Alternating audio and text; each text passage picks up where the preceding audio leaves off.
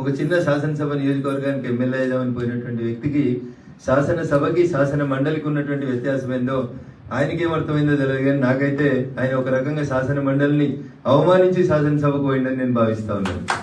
ఎందుకంటే ఎమ్మెల్యే అయితే ప్రోటోకాల్ ఒకటే నియోజకవర్గంలో వస్తుంది, కానీ ఈ మూడు జిల్లాలలో ఉన్నటువంటి 34 శాసనసభ నియోజకవర్గాల్లో ఎక్కడ శిలాఫలకం పెట్టినా ఎమ్మెల్యే కంటే ముందు ఉండాల్సినటువంటి పేరు శాసన మండలి సభ్యుని పేరు.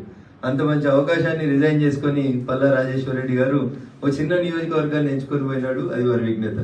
అనుకోకుండా వచ్చినటువంటి ఈ అవకాశంలో ఎవరు మన ముందున్నటువంటి ముగ్గురు అభ్యర్థులు ఎవరు, ఎందుకు ప్రేమేందర్ రెడ్డి గారు కోటేయాలనే విషయంలో మీకు తెలియదని కాదు, కానీ ఒక 2 మాటలు. ముఖ్య అతిథి అని చెప్పి అంత దూరంకి వెళ్ళి పిలిచినారు కాబట్టి ఒక 2 విజ్ఞప్తులు మీ ముందు నుంచి పోదామని చెప్పి ఇక్కడికి రావడం జరిగింది.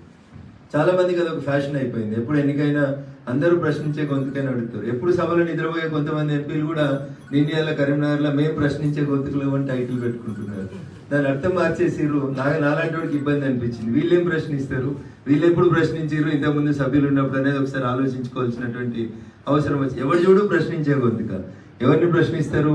పొద్దుగానే స్క్రీన్ పెట్టుకొని 10 ఏళ్ళు టీఆర్ఎస్ తిట్టిన ఆయనే రేపు ఒకవేళ కాంగ్రెస్ పార్టీ తరఫు నుంచి గెలిచి శాసన మండలికి పోతే ఎవరిని ప్రశ్నిస్తాడు, ఏమని ప్రశ్నిస్తాడు? నువ్వు అట్లే స్క్రీన్ పెట్టుకొని రోజు ప్రశ్నిస్తే బాగుంటుంది. 6 నెలల నుంచి అధికారంలోకి వచ్చిన కాంగ్రెస్ పార్టీని కూడా పొద్దున్నే స్క్రీన్ పెట్టి ఇంతకుముందు టీఆర్ఎస్ పార్టీ మీద వాడిన భాషతోటి కాంగ్రెస్ ని కూడా ప్రశ్నించుంటే నిజంగా నువ్వు ప్రశ్నించే గొంతు అయ్యేటోళ్ళని, ప్రజల పక్షాన నిలబడ్డావని జనం నమ్మేటోళ్ళు. అధికారం కోసం, అవకాశం కోసం పార్టీలు మారి సిద్ధాంతాన్ని పక్కన పెట్టి ఎవరిని పడితే వాడిని, ఏది పడితే అది తిట్టవచ్చు, ఎప్పుడు పడితే అప్పుడు తిట్టవచ్చు, నాకు అవకాశం ఇస్తే మంచోడు, నాకు అవకాశం ఇవ్వకపోతే చెడ్డోడు అనే రీతిలో ప్రవర్తించేటువంటి వ్యక్తులు ఆ కుర్చీలోకి పోతే పెద్దల సభకు ఉండేటువంటి గౌరవం పెరుగుతుందా తగ్గుతుందా దయించి ఒకసారి మీలాంటి విఘ్నులు ఆలోచించాలి. ఓటేసే కంటే ముందు ఇంకొక 10 మందికి చెప్పాలి. ఇంతకుముందులాగా సభలు పెట్టుర్రి, జులుస్ చేయండి, కొట్టుర్రి, తలలు వాళ్ళు కొట్టుకోరు అవసరం లేదు. మీ చేతులు ఉన్న మొబైలే మీ వెపన్. ఒక్కొక్క మొబైల్లో కొన్ని 100 కాంటాక్ట్స్ ఉంటాయి. మీరు చెప్తే వినేవాళ్ళు చాలా మంది ఉంటారు దాంట్లో. మీ క్లాస్మేట్లో, friends, చిన్నప్పటిలో, school mates, advocates, clients, Chandrashekar Rao దోస్తులు, సాయంత్రం క్లాస్మేట్స్, చాలా మంది నెంబర్లు మీకు మీ మొబైల్లలో ఉంటాయి. ఇలా లోపల చాలా మందిని మీరు ఇన్ఫ్లుయెన్స్ చేయగలుగుతారు, మీ మాటని వాళ్ళు గౌరవిస్తారు. అందుకని మీరు ఎటు తిరగకుండా, ఎండలు కూడా బాగా కొడుతూ ఉన్నాయి. ఈ 48 గంటలు ఇంట్లోనే ఉండి దయించి మీ కాంటాక్ట్స్ నుంచి ఒక 100 మందిని సెలెక్ట్ చేసుకోండి. ఆ 100 మందిని ఈ 48 గంటల్లో అట్లీస్ట్ ఇన్ఫ్లుయెన్స్ చేసి రేపు జరగబోయేటువంటి 27th జరగబోయేటువంటి ఎన్నికలలో ప్రేమేందర్ రెడ్డి గారికి ఓటేయమని చెప్పి దయించి విజ్ఞప్తి చేయండి. రాకేష్ రెడ్డి కూడా ఉన్నాడు కదా, బీఆర్ఎస్కి వెళ్ళి పోటీ చేస్తున్నారు కదా, వాళ్ళు కూడా ప్రశ్నిస్తారేమో.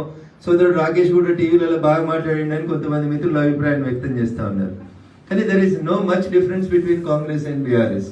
ఇవి రెండు ఒక రకంగా చెప్పాలంటే కవల పిల్లలు అని చెప్పొచ్చు, ఒక రకంగా చెప్పాలంటే ఒక నారాయణకి కాంగ్రెస్ బొమ్మ అయితే బీఆర్ఎస్ అనేది బొరుసు.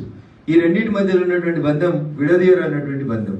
మనం ఏదైనా క్రికెట్ మ్యాచ్ పోతా ఉంటే నాణ్యాన్ని పైకి ఎగిరేస్తే కింద పడ్డ తర్వాత ఒకటే సైడ్ పైకి కనబడుతుంది, అయితే బొమ్మ కనబడుతుంది, లేకపోతే బొరుసు కనబడుతుంది.